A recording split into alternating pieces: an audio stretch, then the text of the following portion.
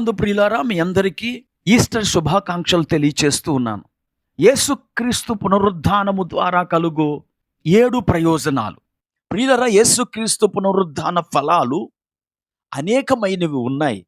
అయితే ఈ వీడియోలో అపోస్తలుడైన పౌలు కొరింథీయులకు రాసిన మొదటి పత్రిక 15వ అధ్యాయము 12వ వచనము నుండి గల 7 మాత్రమే మేము ముందుంచుచున్నాను.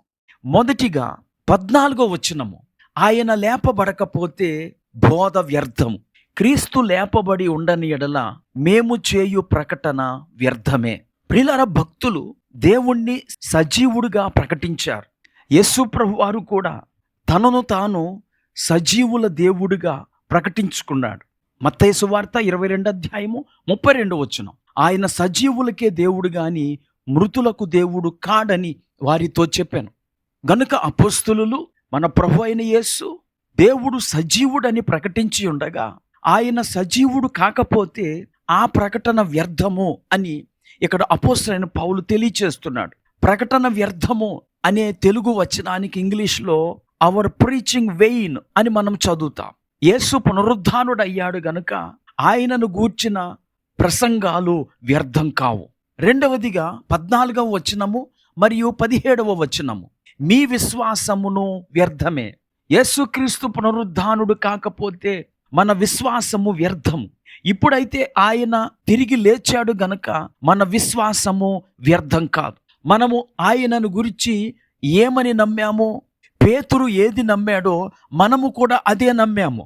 మత్తయి రాసిన సువార్త 16వ అధ్యాయము 16వ వచనంలో పేతురు యేసును గూర్చి ఏమి నమ్మాడంటే, నీవు సజీవుడవగు దేవుని కుమారుడవైన క్రీస్తువు అని నమ్మాడు. దానినే ప్రకటించాడు. మనము కూడా యేసుక్రీస్తు సజీవుడని నమ్ముతున్నాము. ఆ నమ్మకము ద్వారా ఆయనకు ప్రార్థిస్తున్నాం. రోమీయులకు రాసిన పత్రిక 10వ అధ్యాయం 14వ వచనంలో, వారు విశ్వసింపని వానికి ఎట్లు ప్రార్థన చేయుదురు, ఆయన ప్రార్థన వింటాడని మనం ఆయనను విశ్వసించాము గనుక ఆయనకు ప్రార్థిస్తున్నాము. ఇప్పుడు ఆయన సజీవుడు కాకపోతే మన విశ్వాసము వ్యర్థమవుతుంది. మూడవదిగా 15వ వచనం, సాక్ష్యము వ్యర్థము. ఆయన తిరిగి లేవకపోతే మన సాక్ష్యము వ్యర్థము. కానీ ఇప్పుడైతే సాక్ష్యము వ్యర్థము కాదు. పౌలు తాను చెప్పిన సాక్ష్యాన్ని ఇక్కడ గుర్తు చేస్తున్నాడు. ఏమని చెప్పాడు పౌలు? దేవుడు క్రీస్తును లేపెనని ఆయనను గూర్చి మేము సాక్ష్యము చెప్పి ఉన్నాము కదా. మేము అంటున్నాడు. అపోస్తలుడైన పౌలే కాదు, పేతురు కూడా తాను చేసిన తొలి ప్రసంగంలో యేసును దేవుడు లేపెను, మేమందరము సాక్షులమని అపోస్తల కార్యముల గ్రంథం 2:32లో పేతురు కూడా సాక్ష్యం చెప్పాడు. ఇప్పుడు యేసు ప్రభువారు లేవకపోతే ఈ సాక్ష్యాలన్నీ వ్యర్థమైపోతాయి. కానీ ఇప్పుడు యేసు తిరిగి లేచాడు గనుక ఆ సాక్ష్యము వ్యర్థము కాదు. 4వదిగా 17వ వచనము, ఆయన తిరిగి లేవకపోతే మనము పాపములోనే ఉన్నాము.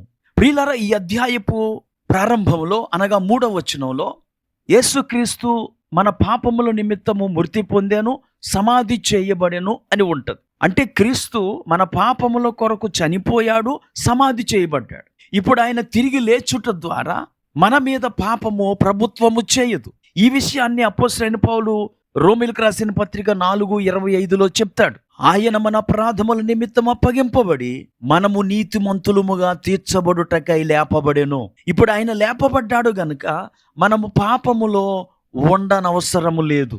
ఆయన తిరిగి లేచనని నమ్మిన ప్రతి ఒక్కరూ పాపము నుండి విమోచింపబడి నీతి జీవితాన్ని జీవిస్తారు. 5వదిగా 18వ వచనము, క్రీస్తునందు నిద్రించిన వారు నశిస్తారు. యేసుక్రీస్తు తిరిగి లేవకపోతే ఆయనను నమ్ముకున్న వారు నశించినట్లే. యోహాను సువార్త 3వ అధ్యాయము 16వ వచనంలో, దేవుడు లోకమును ఎంతో ప్రేమించెను కాగా తన అద్వితీయ కుమారుని యందు విశ్వాసముంచు ప్రతి వాడును నశింపక నిత్య జీవము పొందునట్లు ఆయనను అనుగ్రహించెను. యేసుక్రీస్తు తిరిగి లేచుట ద్వారా ఆయన యందు విశ్వాసం ఉంచిన వారు నశించరు, నిత్య జీవాన్ని పొందుతారు. గనుక యేసు పునరుద్ధానము మనలను నశింపనివ్వదు. 6వదిగా 19వ వచనం, మనము దౌర్భాగ్యులము కాదు, we are of all men most miserable. ఎందుకంటే మనము ఈ జీవిత కాలానికే ప్రభునందు విశ్వాసం ఉంచితే దౌర్భాగ్యులమే.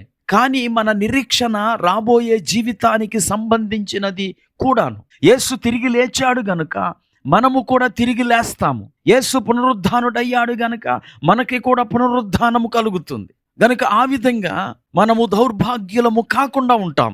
గనుక యేసుక్రీస్తు పునరుద్ధానము మనము దౌర్భాగ్యులము కాకుండా చేయునదై ఉన్నది. 7వదిగా 19వ వచనము, వీఆర్ నాట్ మిజరబుల్.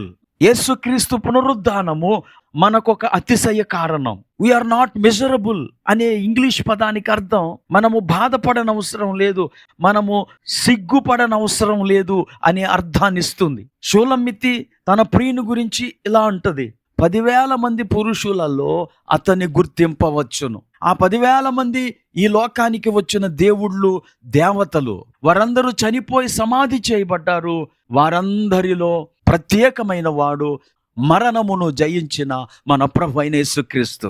కనుక యేసుక్రీస్తు మన అతిశయ కారణం. ఈ మాటలు వింటున్న ప్రియ స్నేహితుడా, సోదరి, మీరు యేసు ప్రభువాన్ని నమ్ముకున్నందుకు అసంతృప్తిగా ఉండనవసరం లేదు, బాధపడనక్కర్లేదు, అతిశయించవచ్చును. ఎందుకంటే ఆయన ఒక్కడే మరణాన్ని జయించి తిరిగి లేచిన దేవుడు. ప్రార్థన చేసుకుందాం. కృపా కనికరం కలిగిన మా తండ్రి, నీకు వందనాలు. మీరే మా అతిశయం. ఈ లోకంలోనికి వచ్చిన అనేక మంది దేవుళ్ళు, దేవతలు అనబడిన వారు చనిపోయి సమాధి చేయబడ్డారు. మీరు మా కొరకు తిరిగి లేచిన దేవుడవు. మీరు తిరిగి లేచారు గనుక ఈ మాటలు వింటున్న మా ప్రియులు నీ యందు విశ్వాసం ఉంచి నూతన జీవము పొందుకొనుటకు కృప చూపమని యేసుక్రీస్తు నామమున ప్రార్థించి వేడుకుంటున్నాము. ఆమేన్.